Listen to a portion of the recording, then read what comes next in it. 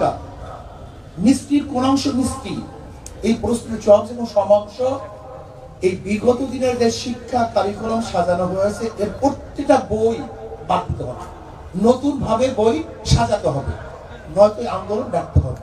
আর একটা কথা হলো, ইসলামী আন্দোলন বাংলাদেশ 5ই জুলাই বৈষম্য বিরুদ্ধে আন্দোলনের 5ই জুলাই থেকে শুরু করেছে।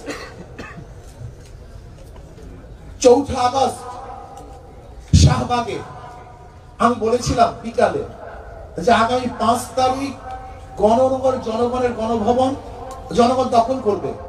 আল্লাহ কি কৃষ্ণ কাকতালীয় ভাবে সেই 5 তারিখই দখল হয়েছে, কিন্তু বৈষম্য বিরোধী ছাত্র আন্দোলন ইসলামী আন্দোলন খবর নেন যে তারা কোথায় আছে, কি করবে, কি করতেছে। আজকে বাংলাদেশে এত পরিবর্তন হয়েছে, আমি প্রশ্ন করি ইসলামী আন্দোলনের সাথে কি পরামর্শ করা হয়েছে?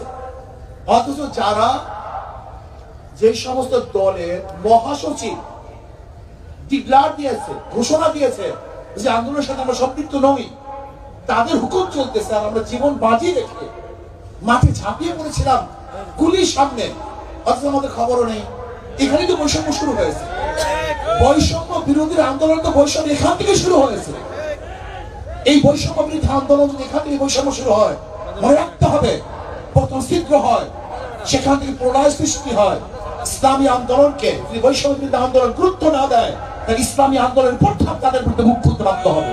এবং রাখতে হবে ইসলামী আন্দোলন সবসময় সত্য এবং সঠিক কথা বলে আসছে, বলতে থাকবে, বলবে ইনশাআল্লাহ। আমরা জীবন বাজি রেখে ঝাঁপিয়ে পড়েছিলাম।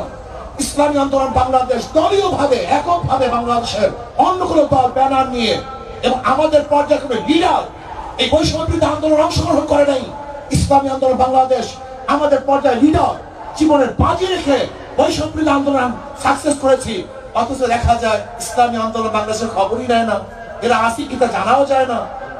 যারা নিজেদের নাম ব্যক্ত করতে লজ্জা পেয়েছে, ব্যক্ত করে নেই, তাদের গুরুত্ব দেন, আর বৈষম্য বিরোধী আন্দোলনের বৈষম্য বিরোধী কথা বলবেন, এটা হয় না। আসেন শিক্ষা সংস্কৃতি করি, এদেশকে সংস্কৃতি আল্লাহ আমাদের সবাইকে কবুল করে নেন।